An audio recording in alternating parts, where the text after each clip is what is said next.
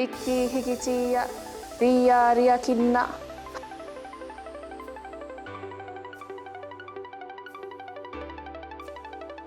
Hapa hapa inga, rangatahi.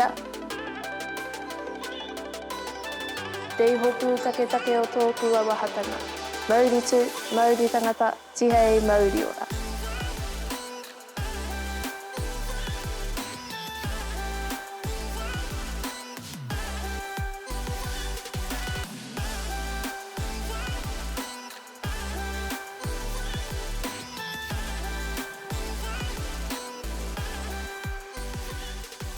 Nau mai, haere mai, welcome back to Rāngai, our beautiful studio here in Turanga-nui-a-kiwa. My name is Aroha Peparangi and with me today is Te Aroha Harrison. How are you doing today, Te Aroha? I'm doing good. It's a good old average Friday. Woo! How have you been, Aroha? Yeah, I've been good. Good, thank you for asking. I know we say this on every episode of He Tangata, but this is a very, very special show today. We have a very special show lined up for everyone today. Yes, we do. Today we're talking about arts and culture and creative spaces in Te Tairāwhiti. On the couch with us today is Sarah from Gizzy Local. Hi, Sarah. Kia ora. Gizzy Local is all about enabling community connection here in Turanga-nui-a-kiwa, Gisborne. We look forward to chatting with you, Sarah. Me too. We also have Steph from Taiki E. Thank you so much for coming. Taiki E is Tairāwhiti's first impact house, a collaborative space with a shared agenda for social and environmental action, kickstarting the aroha economy from Tairāwhiti. We're really looking forward to chatting with the both of them. Kia ora, ngā mihi nui. Thank you both for joining us today. Sarah, we'll start with you. So tell us a bit about yourself, where are you from and what brought you to the region? Kia ora everyone. Thank you for having me. I grew up in Whangarei, up north, and I came here on a road trip, I think about 18 years ago now. Wow. Yeah, and there was something very special about this place, and for some reason it felt like home. I don't know really why that is, but I've pretty much been here ever since. Well, I'm glad you think that way about Gisborne. So tell us a little bit about the history of Gizzy Local and how it come to be. I understand that it started online. Yes. Is that right? Yeah. And you have just recently moved into a physical space. That must be really, really exciting. Yeah, it's been, it's really changed the whole game, really. Gizzy Local actually, I guess, really started a long time ago. I used to produce a little, a similar kind of publication, but it was a physical paper publication called Wasab, and that's kind of the roots of Gizzy Local. So with that, it was the same thing. We had a calendar of all the different events that were going on here in Turanga-nui-a-kiwa, and each month we'd produce a little A3 fold-out thing, and we'd have some local content as well, but it was usually about what was going on here creatively. So then Gizzy Local, we started that 3 years ago online, and yeah, it's been such a game changer having that physical space, because when you're just putting content out online, the hope behind all of our content is like that it's going to bring about connection in one way or another, whether it's, you know, you just read about somebody and the next time you might see that person, you might have something to strike up a conversation about, or, you know, through the events calendar, it might hopefully encourage people to get out and about and experience these things. And but you never really realised whether that was happening or not, you know. Yeah. Whereas now that we've got this physical space, we actually get to experience it. So it's such a wonderful thing that's happened. So what's the kaupapa of your organisation? What are some of the guiding principles and goals of Gizzy Local? Yeah, you summed it up really well in that introduction. It is, we basically exist to facilitate and enable community connection. Underlying that, I guess we have a few pillars that, you know, we are trying to, that connection is amongst ourselves, our community, and you know, when people connect, there's always an opportunity to understand each other, that person a little bit better. So that's something you can do through storytelling. You know, when people share their voice or their stories, it creates a space for greater understanding of each other, or, you know, a new perspective might be sparked in yourself. But we also, you know, as much as anything, it's about our connection to this place, the whenua, that nourishes us here. So, yeah, everything that we generally do will hopefully enable something in that, you know, connection with each other or to this place. Yeah. Cool. What kind of things do you do, and how do people get involved? Oh my goodness. Well, yeah, the physical space, so we kind of kick-started that earlier this year, eh? When was earlier this year? And at the beginning, I think. Yeah, it was earlier in the year, yeah. And basically since then, you know, we just feel so blessed to have this space. It's nothing fancy, it's just this humble, it was a dilapidated building for 10 years, nobody was in there, and so, you know, it was just the bare bones of a space, but we had a beautiful sleepover one Wednesday. We spent all day, we put the call out over Gizzy Local, over our social media for a tub of paint, and the paint zone, I think, donated a big, however many litres of paint, so we spent all day and late into the night painting it, and through our friend community, some people came and helped us, some friends came and helped us fix the roof, the ceiling, because there were holes in the ceiling. Tahita helped as well. Tahita did help. From your whānau, from Rāngai. Yeah.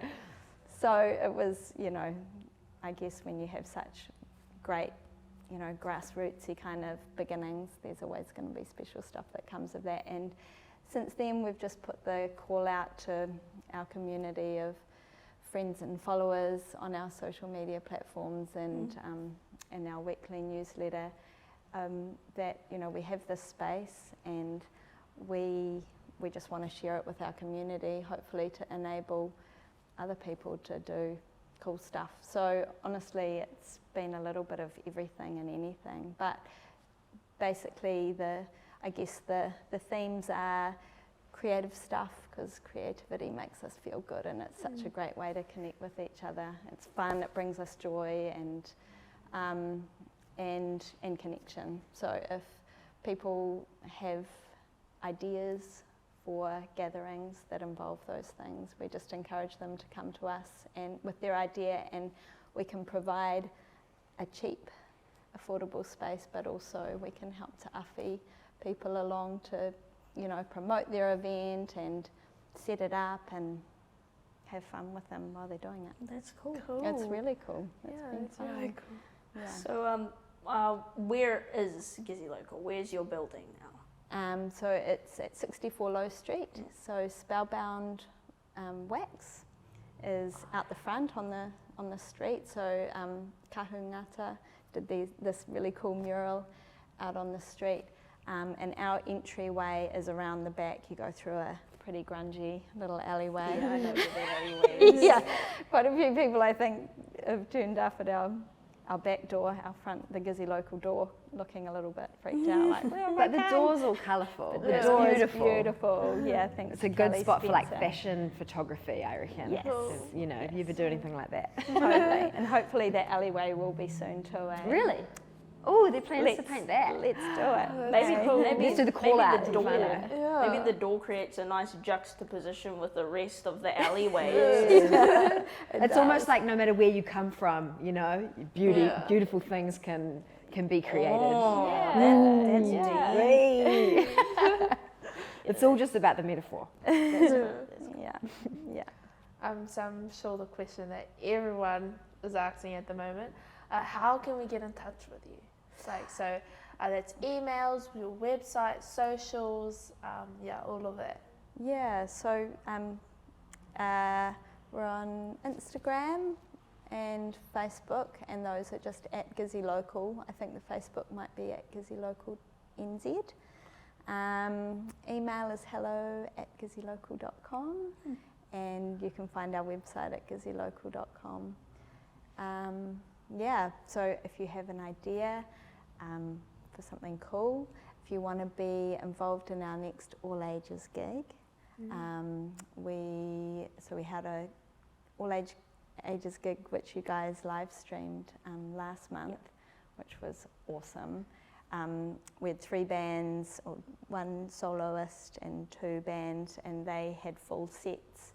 So we had 3 sets. But this next time round, we want to make it even more accessible, so musicians don't even necessarily need a full set. If you've got 2 to 3 songs, get in touch, and we're looking to put something on. I'm thinking the Friday before school holidays. Oh yeah, cool.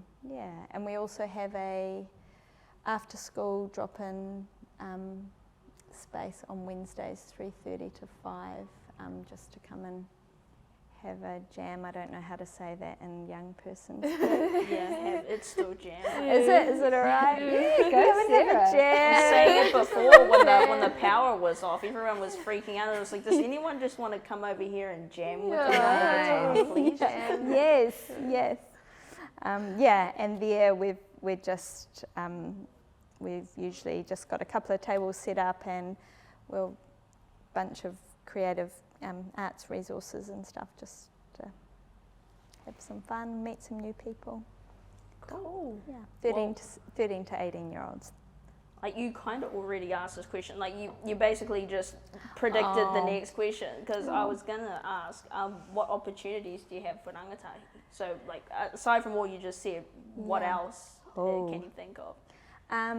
If there are any creatives out there who are keen to get their work out in their community, whether that's, visual arts, illustration, videography, cartooning, or writing, or whatever, come and get in touch. Cool.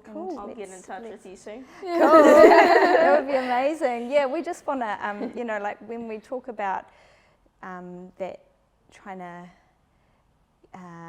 connection that creates greater understanding amongst ourselves, that's definitely important for rangatahi, right? Like we all need to, we need to know how things are for each other and how we're experiencing this place that we're all sharing. Yeah. So the more different ways that we can be sharing that, the better, and creative expression is such a great way to tap into that, like it reaches different parts of our brain than maybe just sitting down and having a conversation might, or so. Cool. Well, it was very nice to sit and chat with you. Thank you so much for coming. If anyone is keen or wants to get involved, they can contact you. And I'm sure the link will be, you can click the link in the description box thingy. Yeah. Perfect. Okay.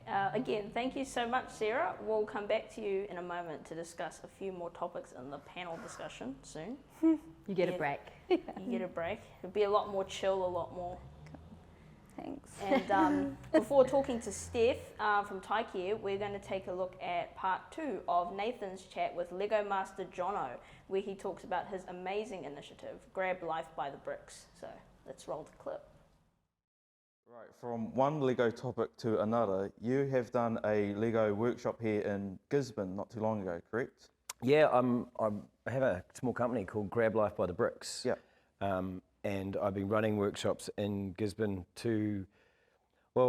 long story. The reason, Grab Life by the Bricks came about because I got my ADHD diagnosis about 5 years ago. And since then, it was like having the instruction manual for my brain. And I realized at that point that Lego was one of the things that allowed me to occupy all the busyness in my brain and give me a chance to kind of have a quiet spot, because my brain does not stop in my head. And I find it, you know, Lego is just very, because I'm using my hands and I'm using my brain, using different parts of my, you know, it's just, it's really calming and soothing. So I thought, well, the reason I was unhappy with my life is because I wasn't serving myself. I was doing a job that I wasn't enjoying. I was in a situation I wasn't happy with, and you know, I didn't feel like I was progressing as I felt I wanted to. So I kind of did a reassessment of my life, and there's a place in Japan where they have the longest lives of anybody on the planet. And so people have done some research into it, and it turns out these guys have found what they discovered is called their ikigai, and it's basically your life's purpose. So it's something you love doing, you can do tirelessly without end. It's something that can help other people and can, you know, be an active contribution to your community, and it's something you can make a bit of money off, and it's something that you absolutely love to do. And so I did all this, and I worked out that I like comedy, I like, you know, I like TV and film, I like Lego, and I like brains, and I love people. I'm a huge people person, always been a people person. So you've combined all those. So I've combined all those things into a super idea, which was I want to run around the country playing Lego with people. Yeah. And I want to talk about brains, right? And so that's what Grab Life by the Bricks is about. Yeah. And the reason I chose the name is because it's about grabbing life by the horns. The Latin expression carpe naptum, which I absolutely love, means grab life by the buttocks. So, you know, it's grab life by the bricks because it's what I'm trying to do. Yeah. Right? And so what I've noticed is with people that are neurodivergent, which is ADHD, sorry. Oh, actually, could you explain what that is? Because it's absolutely. Big words. Neurodivergent, right? Neuro coming from brain, like neurology, neuroanatomy, neuro meaning brain, and divergency, like different than the norm. Yeah. So if you imagine like neurotypical, 90% of the population are neurotypical. They don't have excessive noises in their head. They don't have a constant need to fidget. Yeah. You know, they get on in the world. The world sort of fits them. Yeah, so kind of like standard or default. Pretty much. But what I find, so neurodivergent people includes ADHD, it includes autism, it includes bipolar disorder, it includes oppositional defiance disorder, it includes the OCD. Yeah. You know, so there's a lot of different conditions that kind of come under the umbrella of neurodivergency, schizophrenia included. So what I realized is that when I got my diagnosis, I started looking into people around the world, especially Canada, because they have sort of the best sort of advanced research when it comes to ADHD, and looking into ways that I could make the most of it, you know, make the most of having ADHD. And I met this guy online called Brent Thornhill, who's an ADHD coach in Canada, and he says the 3 pillars to ADHD success to understand, accept, and then embrace your ADHD. And that's kind of what I did, and that's kind of what this whole Grab Life by the Bricks is about, is to try and find people out there that don't understand their brains as well as they could, and try to use a simple, playful mechanism to help them learn a bit more about their heads. In this case, it would be Lego. Absolutely. And I'd imagine they're doing something similar to this in Canada, and you're bringing it here. No, as far as I know, there's nobody doing anything quite like that. There's people playing Lego with people and stuff like that, but my main focus is to try and teach everybody about neurodivergency and about how brains work, because it's one of the most amazing things in the entire universe, and it's in every single one of our heads, and most of us don't know how to use it properly. And we don't even understand it. And the thing is, the more I've learned over the last 5 years, the more I've understood, the more I've wanted to pass this information on to my kids, because they're all under 10, 3 boys under 10, all neurodiverse, and they're living in a world that's not designed for them. Yeah. And much like when I was at school, I was the naughty one or got into mischief and stuff like that. Now, that's a lack of motivation. It's not because they're trying to be disruptive, they're trying to get their brains working. Yeah. And I think that the more we start to understand neurodiversity and the more we start to understand how our brains are different from each other, the more we can learn to get on better and kind of just start accepting people for who they are, and probably the less anxiety and depression we'll be facing. And number one, stop people from taken their own lives in this country, because it's appalling. Yeah.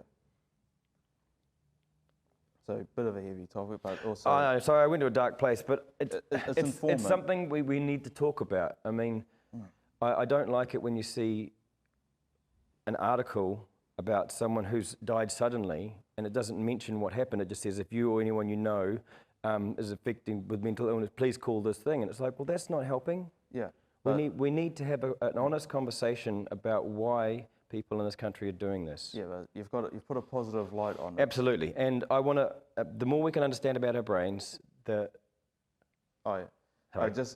And before we move on to the topic, we actually shot one of these workshops. We made a little comp of it. Oh, awesome. Yeah. I think we should have a look at it, and you could talk over it and explain it a bit. Okay, so here we have one of my workshops, which was run down in Low Street with the people at Gizzy Local. Yeah. So it's for all ages.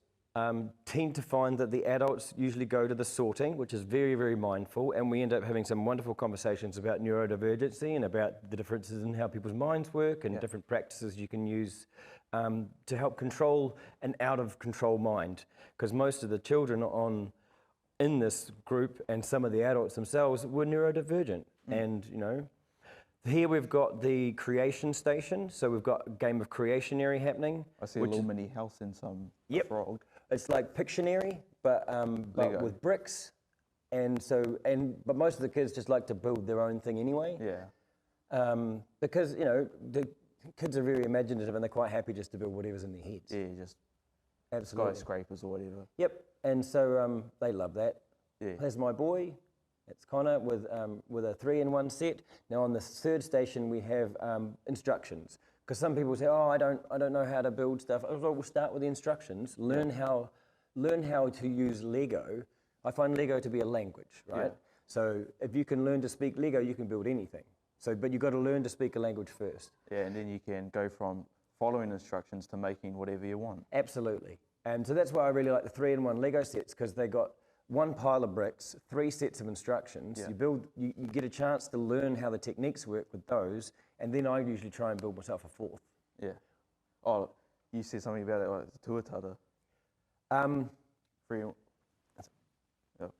Blowfly. There we go.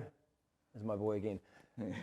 The workshops we've been running in Gisborne have been pretty cool. I plan on running future workshops, and eventually my long-term goal is to get a bus and travel around the country full of Lego and play Lego with everybody. So it's permanent but also mobile. Yeah, well, there's some maraes and stuff up the coast that I'd like to go and visit. There's some schools all over the country that, and because I'm the Lego Master guy on TV, it'd be really a real buzz for the kids to get some one-on-one time and play some Lego. Wait, so all over the country, you go from north to south? Yep. But the main thing, besides the kids, I want to reach adults, because there are a lot of adults out there that don't know the neurodiverse. Yeah. And when you don't know, you don't have the instruction manual for your brain. Imagine you're driving a motorcycle, right, and you've got an instruction manual for a car. Yeah. So you don't really know what you're doing. And so you go, okay, well then have the right instruction manual. And that's kind of what happened to me, and that's what I'd really like to share with a lot of other people. Other goals would be to just do workshops with businesses for team building and stuff to help create better, more communicative teams. I'd like to go to Parliament actually and teach those politicians a thing or two about how to collaborate, because that'd be kind of cool. Put a pile of bricks on the table and get them all to play, it'd be hilarious. In the debate room with a bunch of politicians just circled around a big pile of Lego in the middle. We could start here with the Gisborne City Councillors. Take a pile of bricks and just dump it on the table and say, come on guys, we're going to do some creative building. That's a cool idea. Let's see if we can arrange it, eh? Yeah. Brilliant, cool, or I'll just stick with cool, it's a simpler word. Yeah. So no, that's my goal with Grab Life by the Bricks, is just to get out there and play Lego for the rest of my life, really. Yeah, and meet some wonderful people and to learn about brains, because I've been fortunate enough since Lego Masters to have my brain scanned by Matai here in Gizzy, which is the best fMRI imaging machine in the country. And at the moment, they're trying to scan brains to normalise fidgeting for ADHD children. Right.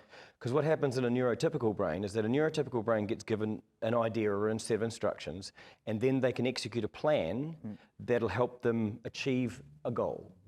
but they use the prefrontal cortex, which is the boss part of your brain, right? Yeah.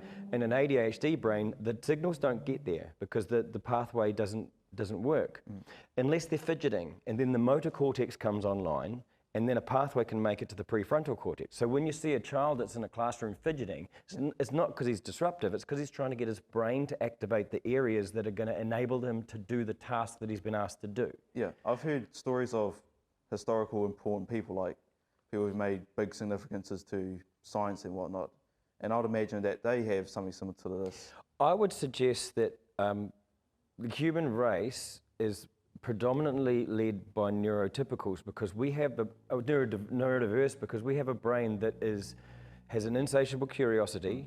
We get bored with the status quo. Yeah. We see things as they are, and we see things also how we'd like them to be. Yeah. And I think like neurodiverse people become the best artists and the best thinkers in the world, provided they get the right support. Yeah. If they don't get the right support, then they end up as one of our worst statistics, and they end up sleeping in front of the library or being addicted to terrible substances. Yeah. So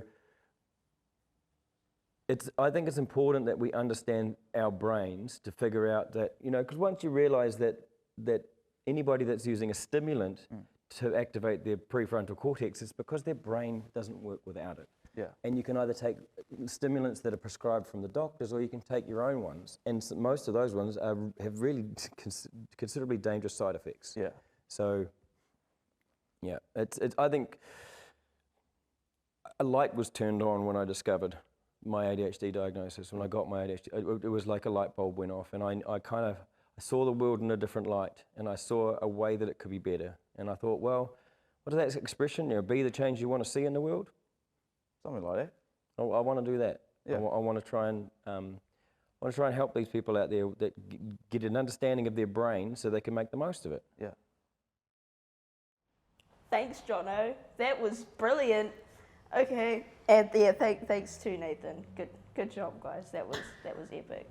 So now we're moving on to our other live studio guest, Steph, to talk to us about Taiki E and their kaupapa. So tell us a little bit about yourself. Where are you from? What brought you to this region? Why Gisborne? Stuff like that, yeah. Kia ora, tēnā korua. Kei te mahi ki te whare i te tuatahi. He rawa ki te noho kei konei. I tipu aki au I whanganui. I hara mai o ku tūpuna no Ingarani. Engari, ko Turanga-nui-a-kiwa tōku kāinga I nāianei. I've been in Gizzy for probably about 6 years, I think, and it was actually just love at first sight for me when I first arrived here. I'd kind of been quite nomadic. My family had been a bit wee wah. We'd been in England. We'd been, I grew up in Whanganui, but only till I was 7, and then we just disappeared and were all around the place. And so when I came to Gizzy, there was just something that felt really right about it. And so I settled here, and I feel really settled here. That's a little bit about my background. What brought me here, if I'm honest, it was a boy. Really? Yeah. But we got rid of the boy, but we kept the place. Good job. I'm glad you feel that way about Gisborne too. So tell us about the history of Taiki E. How long has it been around, who founded it, and who's currently involved? Gosh, okay, I'll do my best. Yep. But I think it's in its 4th year running. Taiki E was a really beautiful just collaboration of minds. It emerged really naturally. I think it emerged out of a startup weekend, which is basically where people come together to create problems, create problems. Create problems. They do create problems in that weekend, but they also create solutions, which is what they're there for. They realised that there needed to be a space for people to collaborate on tackling some of the issues in our community and in our world. So that's kind of where it started, I believe. And now it is a collaborative working space within the community that has its doors wide open to everyone to come in, and everyone who's part of it they have their own kaupapa that they're working on, but they also work together to support each other's kaupapa and also to try and find solutions to some of the things that are going on in our community and just try and make the world a better place, essentially. Yeah. So yeah, as you said earlier, the aroha economy, it's run off koha. Everyone's there because they have aroha for the mahi and for a combined kaupapa of doing good things. Yeah. Nice. Cool. What is the kaupapa of your organisation? What are some of the guiding principles or goals of Taiki E, in particular next gen? Yeah, I'm glad you said in particular next gen, because that's where my heart is really excited at the moment to show lots of awesome opportunities for our rangatahi. Taiki E has been running for a while now, and it was time to sort of really bring in young people, which is where I sort of started with Taiki E and with that journey, and it's just cool because basically it gives rangatahi another space. There's plenty around Gizzy, another space where they can just feel part of a whānau, extend their leadership skills, build entrepreneurial skills, and just have lots of opportunities. There's always different kaupapa going on in Taiki E, and bringing that to our youth just felt like a really natural next step. Cool. Yeah. So I know you've already explained quite a bit about it, but what are the kinds of things that you do, and how can people get involved? Well, one of the most exciting projects on the go at the moment is Gizzy's first ever escape room. I'm not sure if you guys have been yet. Yes, I've heard about that. Yes, it's really awesome. So that's a really cool way that the community can support rangatahi entrepreneurship, because basically we started that as a way to work together with our community, our rangatahi and our Pākeke, and put together this social enterprise. So basically what that means is the Next Gen Escapes is a business, but all of the money that comes from that business goes back into supporting young people to learn about business. And there's been over sort of 100 people in the community who've supported that kaupapa and helped to get the escape room up, from a 2-year-old who did a painting on the wall to, like one of the 90-year-olds who lent their furniture to us at some point. So it's just been a really beautiful kaupapa. That's for anyone who's just interested in escape rooms and supporting the community. But if you're a rangatahi and you want to be part of it and you want to learn some entrepreneurship, leadership skills, be part of a whānau, if you have a heart for bigger causes, then you can come along you might ask me this soon, but you can come along on Mondays at 3 to 5 p.m-ish, or any time if you want a coffee or a hot chockey. Yeah. Cool. So where is this fantastic place, Taiki E? Yes, it's in Treble Court, and so just near Macca's. You can get there just off Peel Street. It's near the library, and it's a big yellow building with heaps of plants in it on the corner. Next Gen Escapes is just opposite it, but if you want to book for Next Gen Escapes, go online. Cool. So we're just about to ask, how do we get in touch? Email, website, social media, all that. All of those things. Yep. Taiki E is the big yellow building. It's on Instagram as well. It's Taiki E comes from Homea, Huie, Taiki E for the spelling reference, and Taiki E Next Gen, Instagram, Facebook. But honestly, it's real whānau based. You get a feel for it when you walk through the door. So just come on in. Cool. Awesome. So what opportunities do you have for rangatahi in our region? So is it only escape rooms? Is it youth groups? What else is there? Yeah, so there's the youth group aspect. Sometimes we run events, and so there was a group of rangatahi who recently decided that they wanted to support people who have to do business for their schools and create products.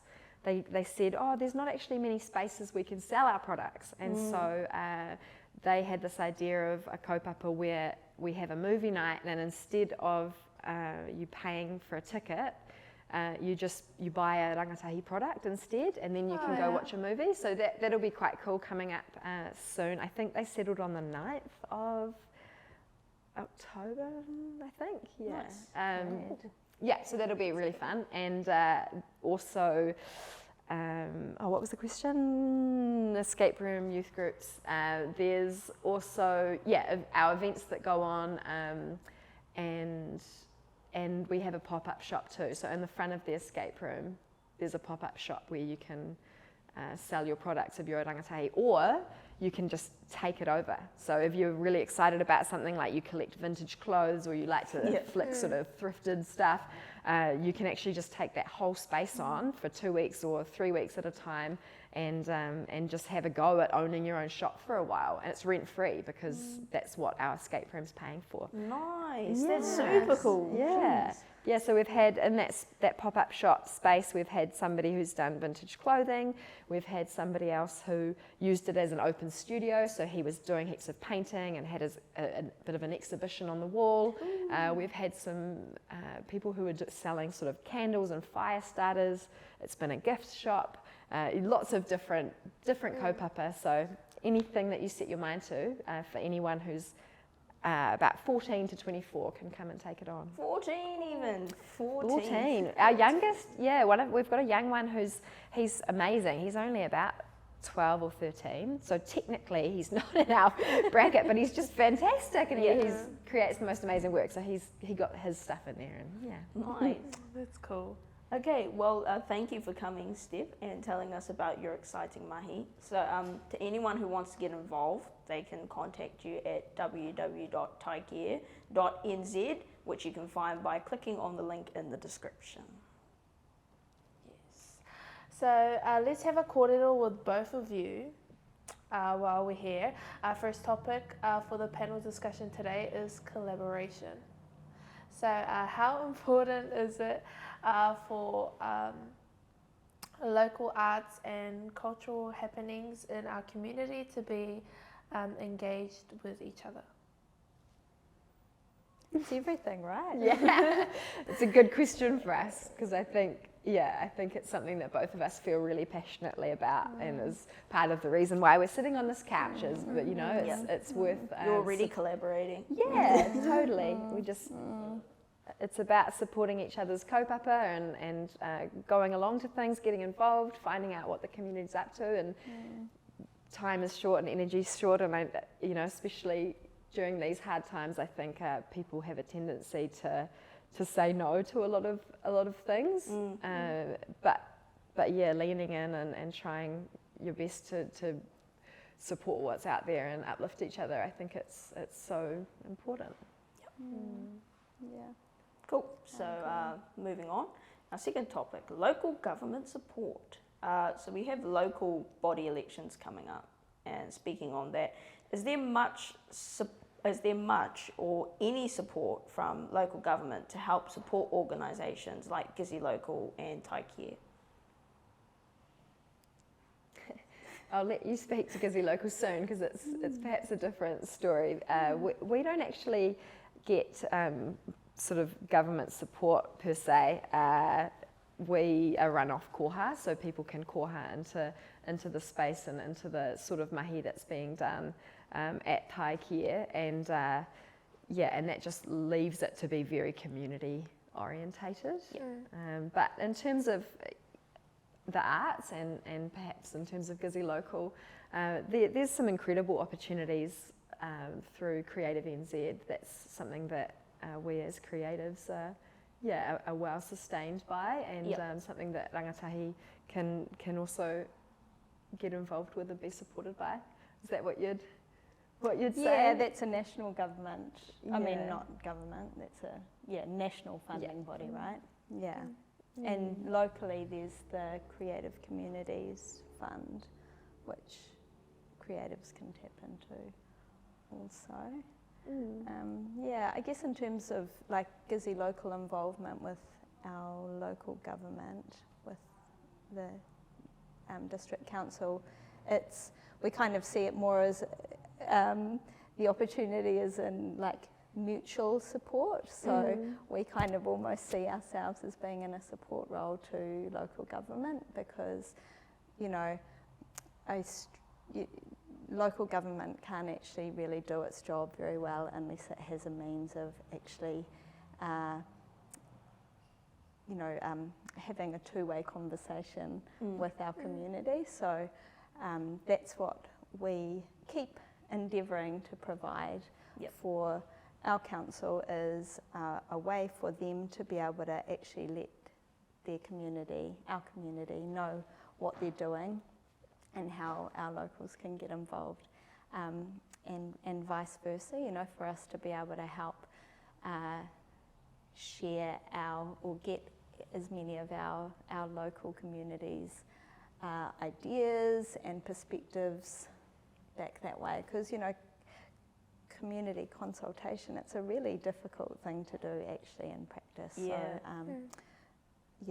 So, I think that's as close to answering that question I can get to, I think. Thank you. Third topic is local government, what's missing. So staying on local government support or lack of, what's missing from our region that you think needs major attention from the council in the arts and entertainment space?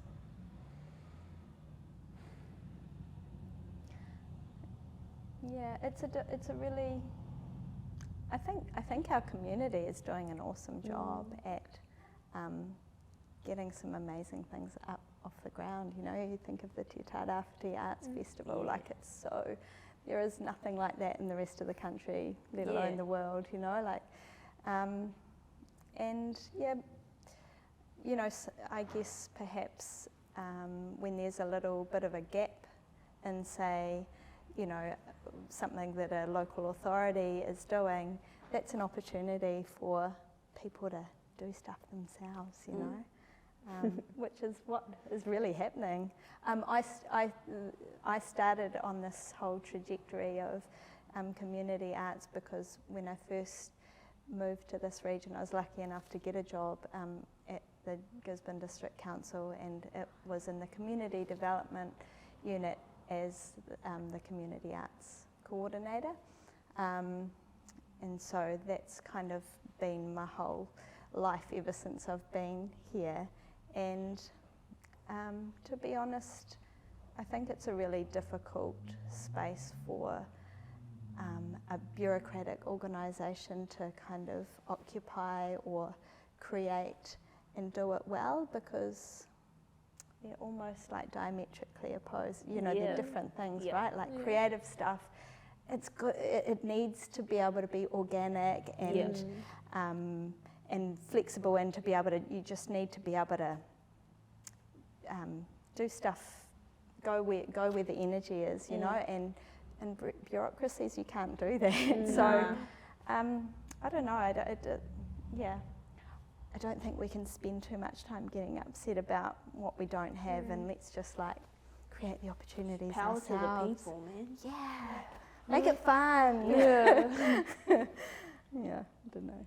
So anyways, our fourth topic is rangatahi focused events. Recently, Gizzy Local put on the All Ages gig, which you mentioned before, which our production crew live stream.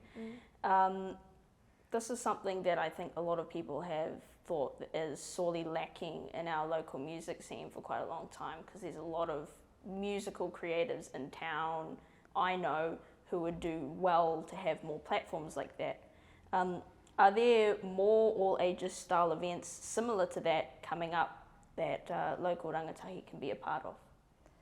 Yeah, Tautua Village do a regular, I think it was put on, it was put on hold a little bit during COVID times, but called the Sesh. So that's an open mic style format, and from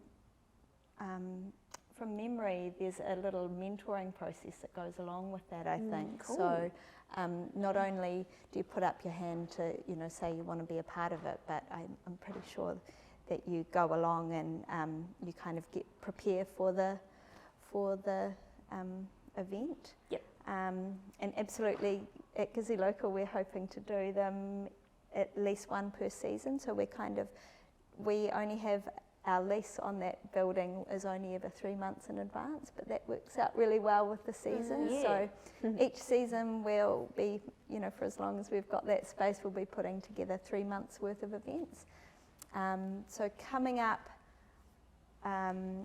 potentially on the 1st of September, the Band Quest may be being held at Gizzy Local, which is quite exciting, but that will be confirmed in the next few days. And then, yes, another all-ages gig on the Friday before school holidays.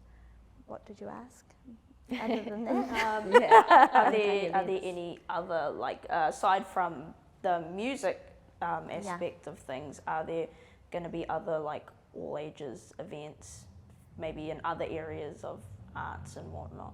Yeah. I think that both Gizzy Local and Taiki E is always looking for that sort of leadership to come up, and so certainly if there's rangatahi out there listening thinking, I've got an idea for an event, then rocking up to these spaces where there are support people there to help you make cool things happen is a beautiful thing, and that's certainly something that's always being encouraged. And then there's from the next gen perspective, I think our rangatahi have got the plan for the 9th to have the movie night, and that will be aimed at rangatahi. Cool. So there you go, creative people. I know musicians have got all the confidence in the world to just rock up because they have to perform in front of people, but a lot of other artists are really like, I don't want anyone to see me. So I suppose it's not surprising that music is the first thing to come up, because I imagine that being a musician, you do have to build up a lot of confidence. But to all the people who are into visual art like me, let's go. Let's do something. I know there's a heck of a lot of you out there because you're all my friends. So there you go. Yeah, we actually at our session this Wednesday with our rangatahi, young creative space, we were talking about our aspirations for the group for the rest of the year, and a rangatahi exhibition is definitely number 1 on the list. Cool. So, That's great. Yeah. Oh, ngā mihi to our viewers and our amazing guests. Thank you guys so much for coming in. And also to our also team here at He Tāngata, it's been a pleasure to be here with you guys today. Thank you. It's been great to talk. Don't forget to subscribe to our YouTube channel. Please get us the diamond play button or something. It would be nice to have hanging up in the studio. But mainly sub so you don't miss an episode. So it was a great show today. Oh wow, this is really fitting. I really enjoyed hearing about Jono's Grab Life by the Bricks, spreading awareness about neurodiversity that hits home for me, because I'm also neurodivergent. I have autism. So shout out to Jono. It's really cool, my guy. I might just show up there. We can have a talk. It sounds great. And thanks once again to you both. Thank you so much for coming to the studio and sharing your fellas kōrero. It's been amazing. Awesome kōrero with you guys, so thank you. And don't forget to check out all of our guests' links in the description. Haere from all of us here at Rāngai Studios. And remember, he aha te mea nui o te ao, he tangata, he tangata, he tangata.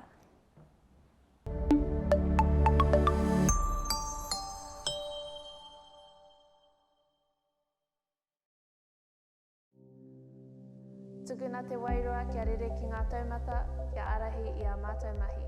Me tā mātou whai i ngā tikanga a rātou mā. Kia mau, kia ita, kia korea e ngaro. Kia pupuri, kia whakamaua, kia tīna, tīna. Haumie, hui e, tāo